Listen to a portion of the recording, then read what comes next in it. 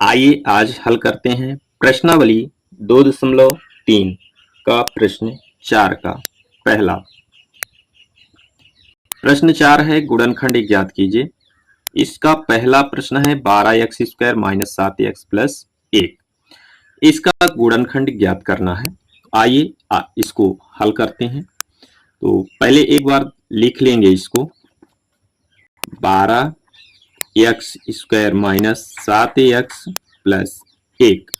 आप देखिए इसमें कितने पद हैं, 1 2 3 पद हैं।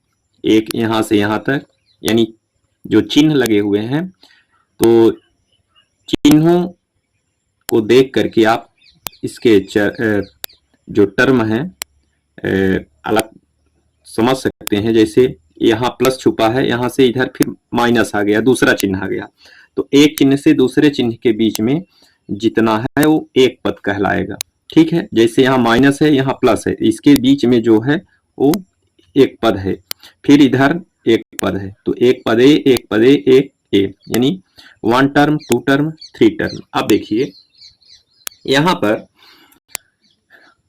3 पद हैं, तो इसको 4 पद में बदलना है यानी विभक्त करना है ताकि कॉमन लेने में आसानी हो।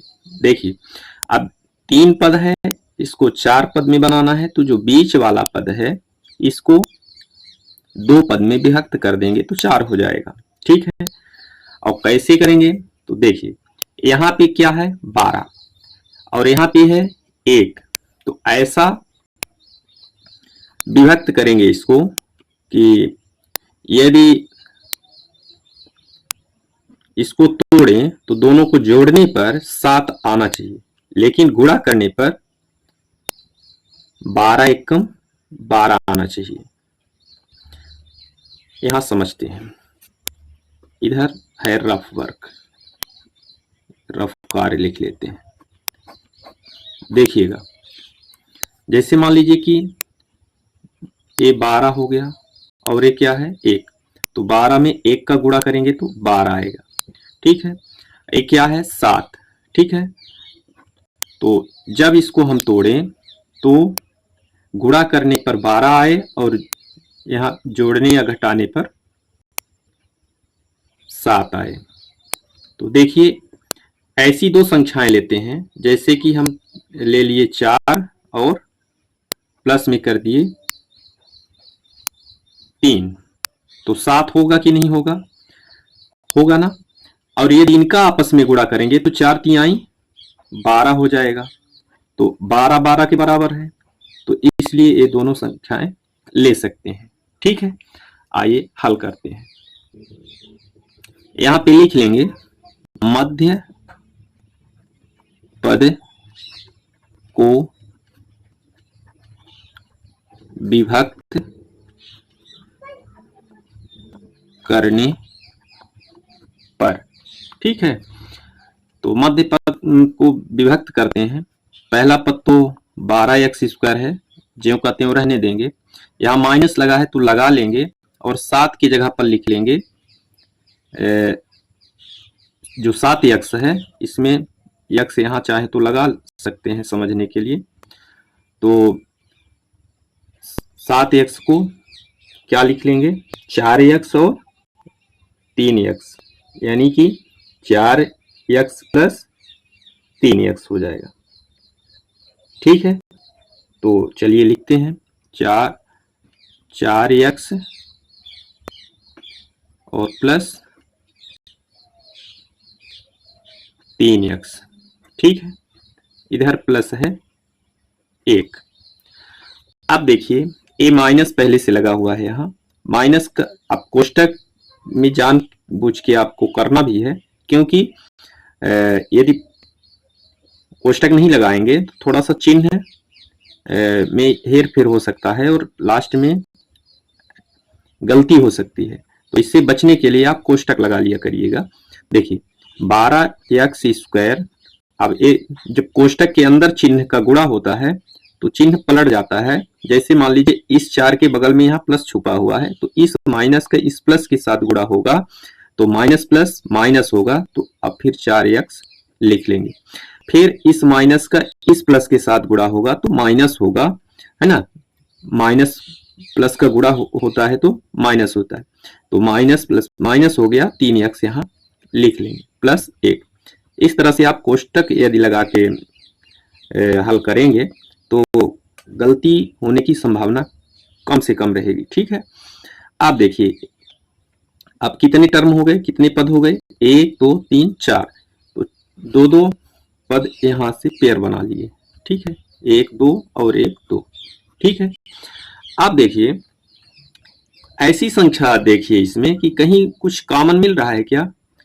यहाँ पे एक्स स्क्वायर है, यहाँ एक्स है, यहाँ 12 है, यहाँ 4 है। ठीक है, ये जो एक्स जो चर राशि है, तो चर राशि के जो गुणांक है, तो इसका इस चर राशि का गुणांक 12 और इस चर राशि का गुणांक 4 है। तो देखिए यहाँ कॉमन क्या मिल रहा है देखते हैं। 4x यहाँ है तो 4x इसमें भी है, मिल जाएगा। कैसे मिलेगा आइए देख लेते हैं।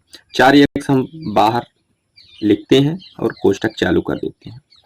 देखिए यहाँ 12x स्क्वायर है ना, तो देखिएगा 12x स्क्वायर में 4x का भाग करेंगे तो पता चल जाएगा कि कॉमन क्या मिल रहा है।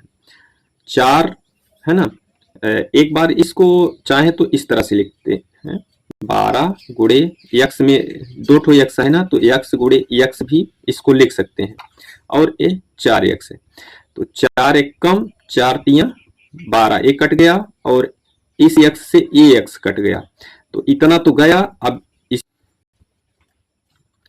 लिख लेते हैं यहाँ 3x और बटे में 1 बचा है, बटे में 1 लिखा नहीं जाता, 3x बचा है। ठीक है, यानी 3x बचा है, तो 3x इसके जगह पर बचा और माइनस यहाँ लगा है, लगा लेंगे। फिर ये 4x है ना, तो 4x और इसका भाग करेंगे 4x। ठीक है,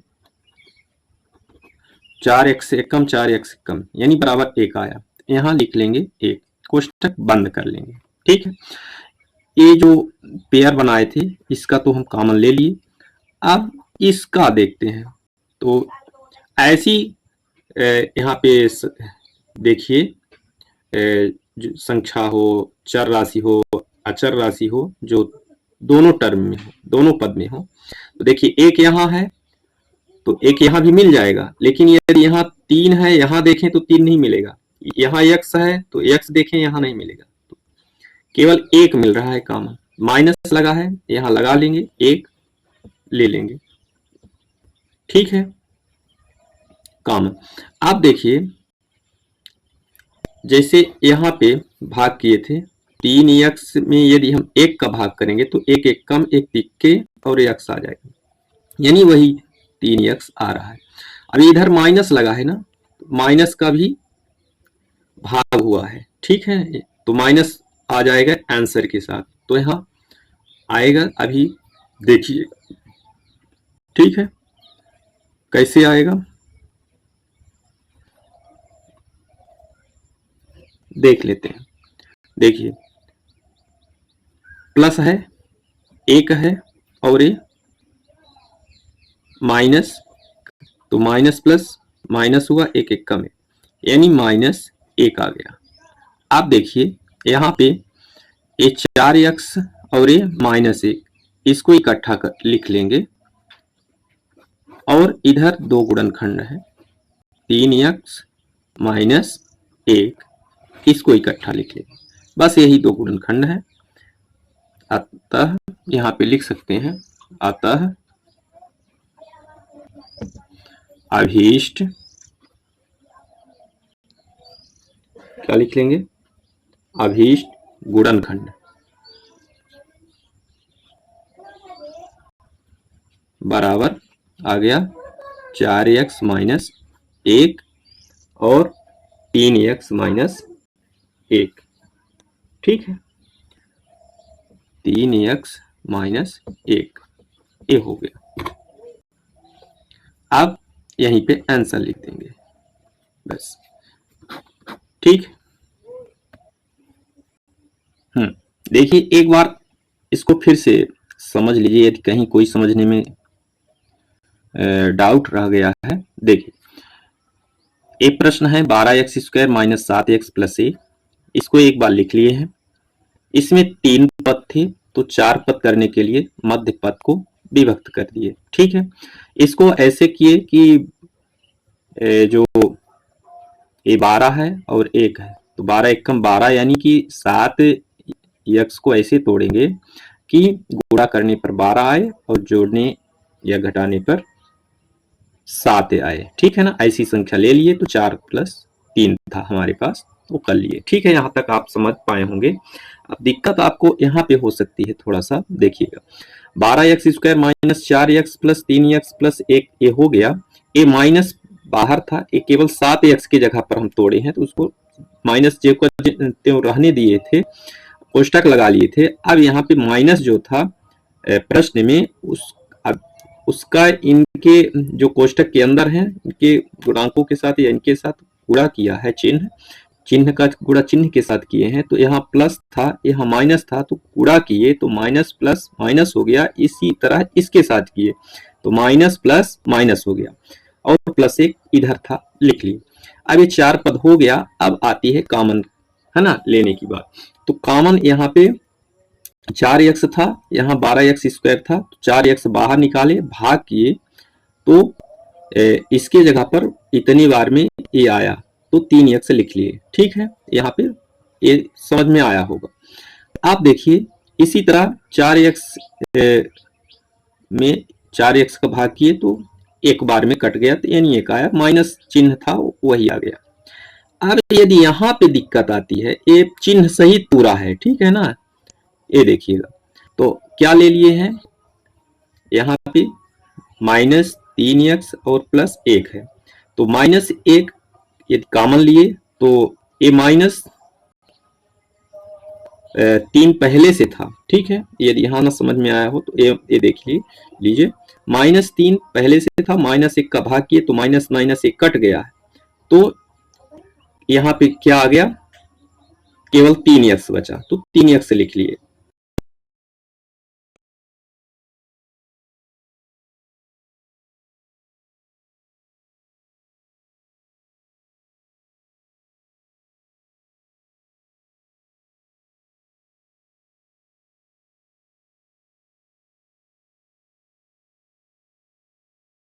प्लस माइनस होता है, तो माइनस आ गया। अब देखिए, यहाँ पे 4x माइनस 1 एक गुणनखंड बना और 3x माइनस 1 एक गुणनखंड बना, तो यहाँ पे लिख लिए अतः अभिशिष्ट गुणनखंड 4x माइनस 1 तो 3x माइनस 1, बस यही आंसर है। ठीक, मिलेंगे पुनः नेक्स्ट वीडियो के साथ, तब तक के लिए जय हिंद, जय भारत, धन्यवाद।